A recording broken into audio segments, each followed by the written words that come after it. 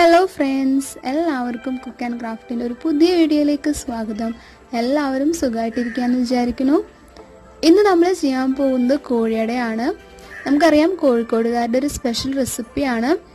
നമുക്കത് തൃശ്ശൂർ സ്റ്റൈലിൽ എങ്ങനെയാണ് സിമ്പിളായിട്ട് ചെയ്യുന്നത് നോക്കാം. അതുപോലെ തന്നെ ഈ ഒരു റെസിപ്പി യൂസ് ചെയ്തിട്ട് നമുക്ക് പലതരം സ്നാക്സ് ഉണ്ടാക്കാനായിട്ട് പറ്റും. അപ്പോൾ അത് വഴിയെ പറഞ്ഞുതരാം.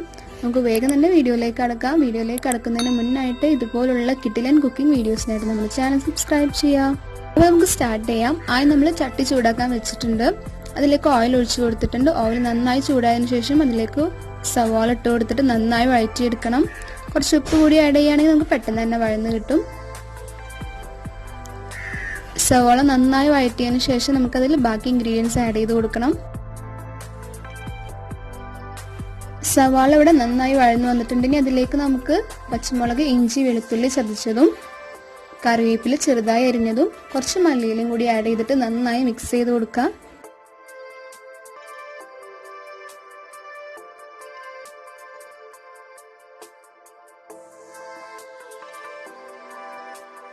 ഈ റെസിപ്പിയിലേക്ക് നമ്മുടെ മസാല നന്നായി വഴന്നു വരണം. ഇതിലേക്ക് നമുക്ക് പൊടികൾ ആഡ് ചെയ്ത് കൊടുക്കാം. 1/2 ടീസ്പൂൺ മഞ്ഞൾപ്പൊടി, 1 ടീസ്പൂൺ മുളക് പൊടി, 1 ടീസ്പൂൺ ഗരം മസാല, 1/2 ടീസ്പൂൺ കുരുമുളക് പൊടി കൂടി ആഡ് ചെയ്തിട്ട് നന്നായി മിക്സ് ചെയ്ത് കൊടുക്കാം. നമ്മുടെ പൊടികളുടെ ഒക്കെ റോസ് സ്മെല്ല് നന്നായി മാറി കിട്ടണം.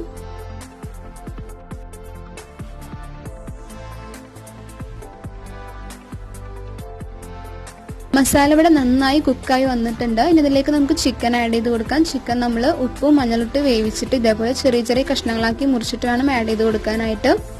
എന്നിട്ട് നന്നായി മിക്സ് ചെയ്ത് കൊടുക്കാം. നമ്മുടെ മസാല ചിക്കനിൽ കംപ്ലീറ്റ് ആയിട്ട് കോട്ട് ചെയ്യണം.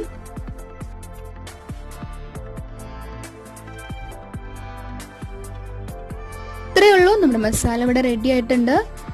ഇനി നമുക്ക് ഡോ ഉണ്ടാക്കിയെടുക്കണം. അതിന് വേണ്ടിയിട്ട് നമ്മൾ മൈദയിൽ കുറച്ച് ഉപ്പും ഓയിലും വെള്ളവും കൂടി മിക്സ് ചെയ്തിട്ട് ഇതേപോലെ കുഴച്ചെടുത്തിട്ടുണ്ട്. നല്ല സോഫ്റ്റ് ആയിട്ട് വേണം കുഴച്ചെടുക്കാനായിട്ട്. അതിനുശേഷം നമ്മൾ ചെറിയ ചെറിയ ബോൾസ് ആക്കി എടുക്കുക. എന്നിട്ട് ഇതേപോലെ പ്രസ് ചെയ്തെടുക്കണം. നമ്മൾ പത്തിരിയൊക്കെ ഉണ്ടാക്കുന്ന അതേപോലെ തന്നെ പ്രസ് ചെയ്തെടുക്കുക. എന്നിട്ട് നമ്മൾ റോളർ യൂസ് ചെയ്തിട്ട് കുറച്ച് വലുപ്പത്തിൽ പരത്തിയെടുക്കണം. നമ്മൾ ചപ്പാത്തിയൊക്കെ പരത്തുന്ന അതേപോലെ തന്നെയാണ്.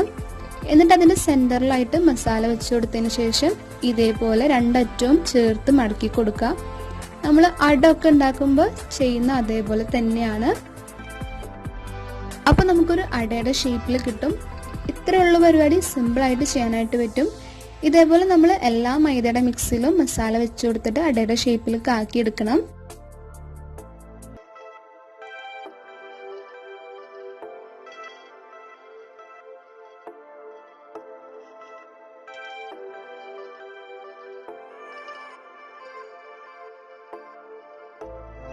നമുക്കത് ഫ്രൈ ചെയ്തെടുക്കണം. ഫ്രൈ ചെയ്യാനായിട്ട് നമ്മൾ ചട്ടിയിൽ ഓയിൽ ഒഴിച്ചു കൊടുത്തിട്ടുണ്ട്. ഓയിൽ നന്നായി ചൂടായതിനു ശേഷം വേണം ഇട്ട് കൊടുക്കാനായിട്ട്.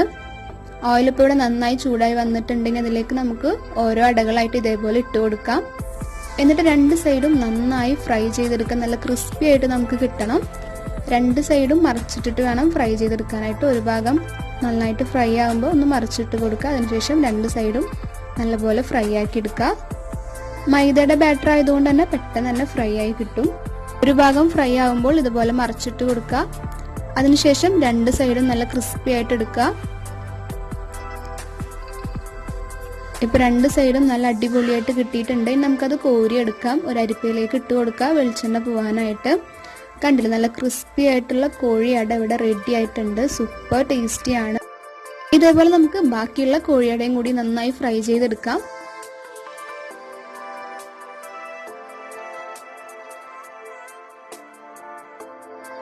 അപ്പോൾ നല്ല സൂപ്പർ ടേസ്റ്റി ആയിട്ടുള്ള കോഴിയട ഇവിടെ റെഡി ആയിട്ടുണ്ട്. എല്ലാവരും ട്രൈ ചെയ്ത് നോക്കുക. സിമ്പിളാണ് ഉണ്ടാക്കാനായിട്ട്. ഈ ഒരു റെസിപ്പി വെച്ചിട്ടാണ് നമുക്ക് കോഴി കിഴി ഉണ്ടാക്കാനായിട്ട് പറ്റും. ഇപ്പം നമ്മൾ അടയുടെ ഷേപ്പിൽ ആക്കിയത് കിഴിയുടെ ഷേപ്പിലാക്കിയിട്ട് ജസ്റ്റ് ഒന്ന് ഫ്രൈ ചെയ്തെടുത്താൽ മതി. ബാക്കിയൊക്കെ ഇതേപോലെ തന്നെയാണ്. അതുപോലെ തന്നെ നമുക്ക് ചട്ടിപ്പത്തിരി ഉണ്ടാക്കാനും ഈ ഒരു സെയിം മസാല യൂസ് ചെയ്യാം കേട്ടോ. കണ്ടില്ലേ, പുറത്ത് നല്ല ക്രിസ്പിയും അകത്ത് ഭയങ്കര സോഫ്റ്റും ആണ്. കിട്ടില്ലാൻ ടേസ്റ്റാണ്. നല്ല ചൂട് പറക്കണ കോഴിയുടെ എന്തായാലും എല്ലാവരും ട്രൈ ചെയ്ത് നോക്കുക. അപ്പം എല്ലാവരും ട്രൈ ചെയ്ത് നോക്കിയിട്ട് ഫീഡ്ബാക്സ് കമൻസ് ആയിട്ട് അറിയിക്കുക. അതുപോലെ തന്നെ ഈ ഒരു ഡിഷ് എല്ലാവർക്കും ഇഷ്ടമായി ഉണ്ടാവുമെന്ന് വിചാരിക്കുന്നു. ഇഷ്ടമായ ലൈക്ക് ചെയ്യുക, കമൻറ്റ് ചെയ്യുക. അതുപോലെ തന്നെ ഫ്രണ്ട്സ്, ഫാമിലി എല്ലാവർക്കും ഷെയർ ചെയ്ത് കൊടുക്കുക.